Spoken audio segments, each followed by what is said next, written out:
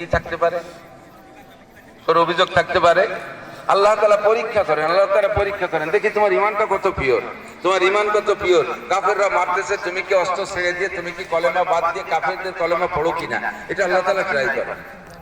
আমাদের সামনে দুটো কথা, আমাকে যদি 100 বার হত্যা করা হয় আর 100 বার যদি বাঁচানোর কোনো ব্যবস্থা থাকে, 100 বার বাঁচানো হয়, নবী পাক বলেন সুরমা হইয়া সুরমা উত্তাল, সুরমা হইয়া সুরমা উত্তাল, সুরমা হইয়া সুরমা উত্তাল। আমাকে এইভাবে মারা হয়, বাঁচানো হয়, মারা হয়, বাঁচানো হয়, এমন করে যদি 100 বারও মারা হয় আর বাঁচানো হয়, তবুও কি আমি কলেমাকে ছেড়ে দিয়ে, ইসলাম ছেড়ে দিয়ে পদস্খলন হতে রাজি আছি? আছেন কোন আল্লাহর বান্দা? যদি নামাজ নাও পড়ি তবুও কমপক্ষে ঈমান ছাড়তে রাজি না। কথা বলেন ঠিক না? শরীয়তের বিধান আমল করতেছি না, কিন্তু আমি ঈমানের থেকে সরতে রাজি। নারী আর পুরুষ, আমাকে এখানে ঈমানের ব্যাপারে বড় মজবুত থাকতে হবে।